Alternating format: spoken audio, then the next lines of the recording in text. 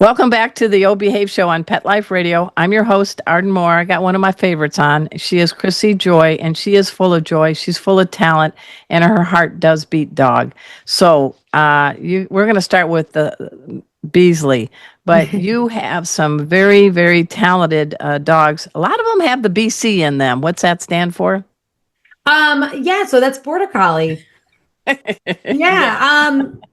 Yeah, you know what's so crazy is that I got Beasley and I'll never forget someone because you deal with these people that there's always going to be people that don't have nice things to say about you.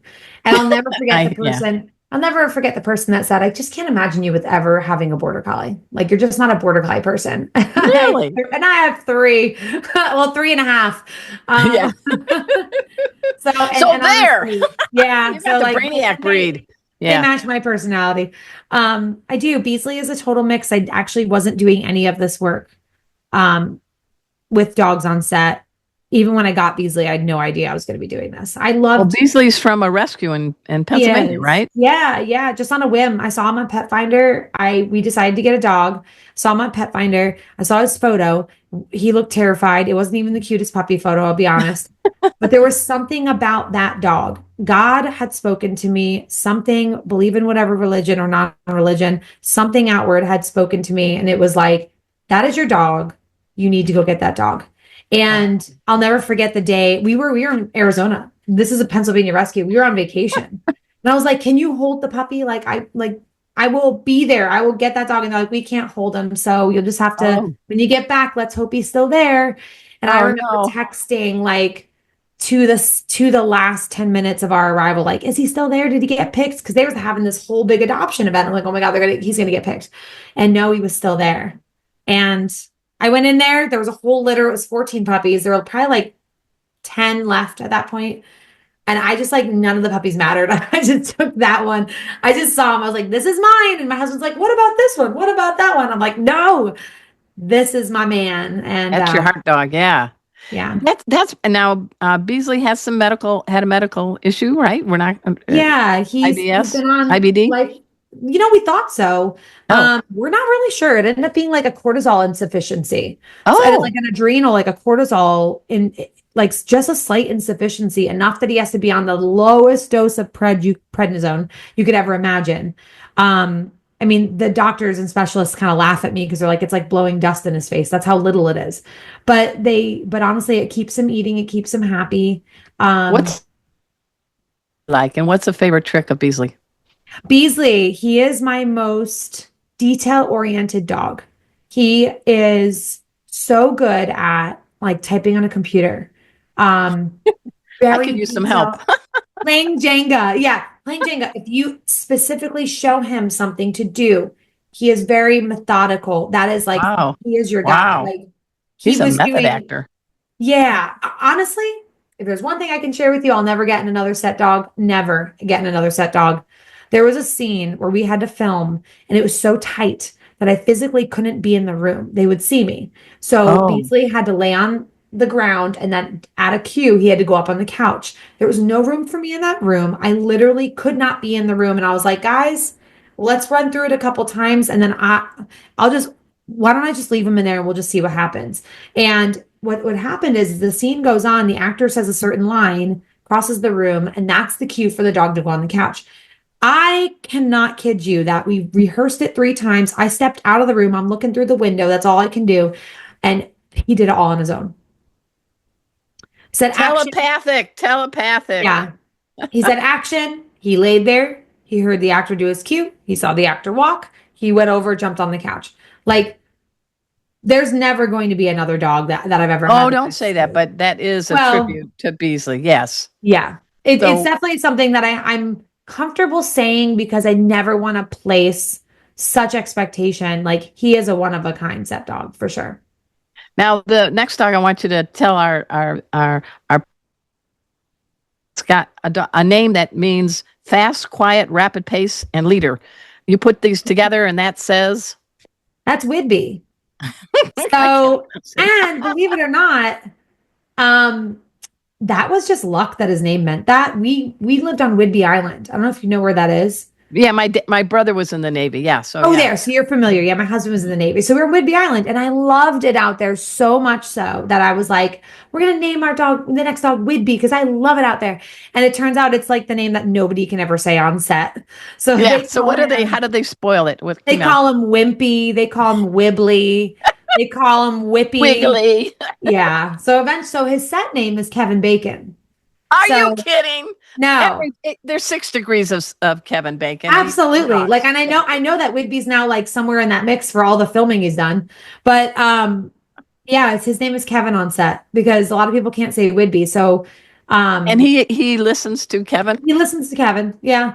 And we did Kevin Bacon because he loves to dance. So it kind of works. Oh, and Bacon. Yeah, Yeah. Kevin Bacon, because Footloose, all that good stuff.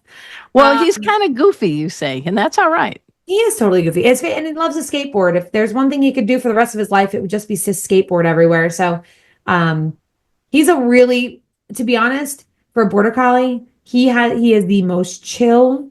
He is the most bomb proof. Like Wow. I've had people come up to him and be like, he's a fantastic, like, can't believe he's a border collie. Everyone says like, is he an English Shepherd? But um there's something really, really calming about him, and everyone who meets him can't believe he's a border collie. All right, you got Darby up. Tell us about Yeah, Darby.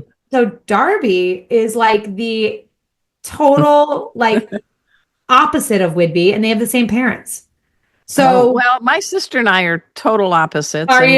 yeah, Okay. yeah. So yeah, that Well, happens. my sister and I are opposite too. I should say Okay. that. Yeah. All right.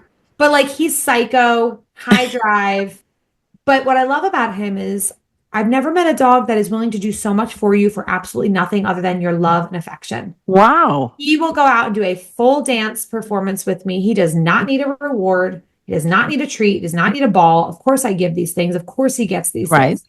But he doesn't need it. He wants to do it because he's happy to be with me. He wants to do the thing. And if there's a dog in this world that loves shows and live performing the most, it's him. Now He he's got kind loves of it. a little bit of bragging for dogs. How old Yeah. was he when he became a champion trick dog? He was 9 weeks old. 9 weeks old. I haven't even housebroken my dog at that time. I can't. It's one of those things I can't explain.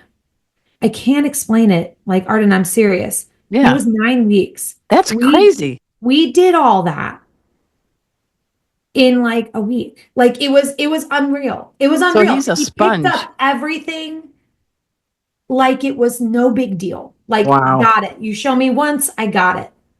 And he was happy to do it. And it was nothing that was too physically But challenging. say, look, Mom, I'm only 9 weeks old, and I don't have a lot of baggage in my brain yet. So Yeah. everything you're teaching me is kind of clean and clear, maybe. Very clean and clear, very eager. And we had the time to do it. He like blows my mind to this day. I mean, he's the dog I got that I said he's probably going to work the least for set work. I was afraid of his look, and he's kind of like crazy Merly looking. And sometimes they don't, I just like, I don't know, but he's like going to be great for shows and our agility dreams and whatever. And he works the most, like out of all the Wow. dogs. So he's turned out to be such a fantastic dog. All right. Let's go with Fuji. Come on. Tell us Fuji. about- Yeah. So Fuji's my little mini Aussie border collie Papillon. So that's a mix. All those canine cocktails. Yeah, he's got all the sass of the Aussie.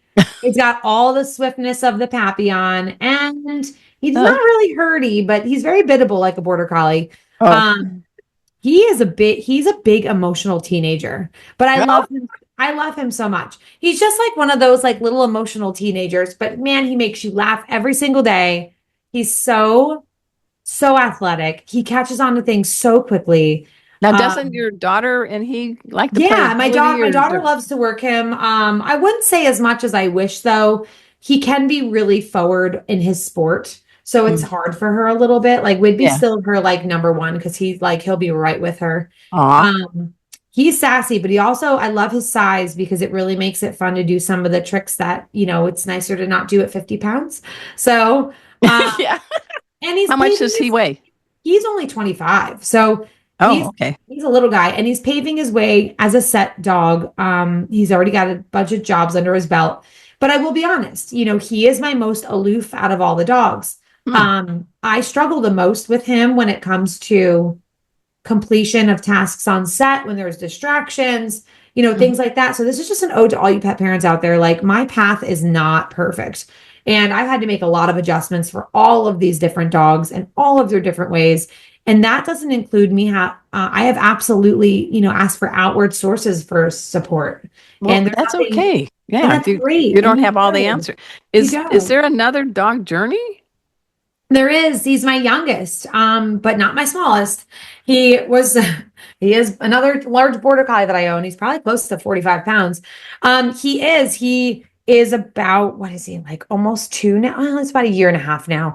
He's super, super athletic, very, very high flying, high energy. I think he's going to do great. He's done great for set already. He's done a couple jobs.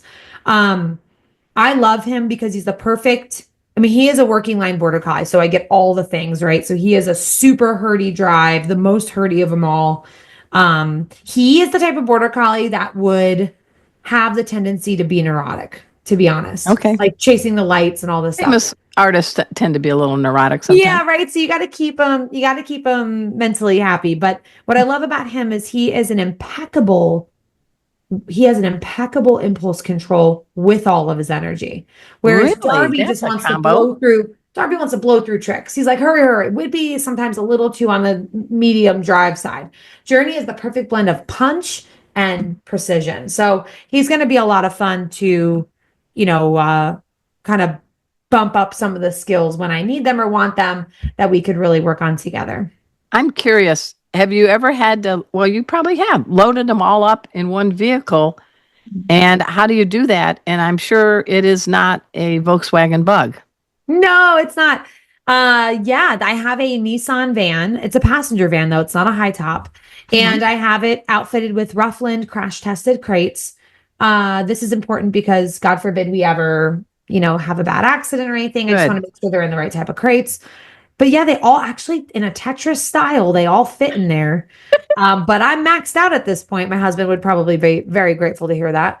I am And they maxed have their out. own specific Yeah. location inside the van, I bet, too. Yes, they do. They do. And on set, a lot of times I bring a couple of them, and they all have their own names on their own crates.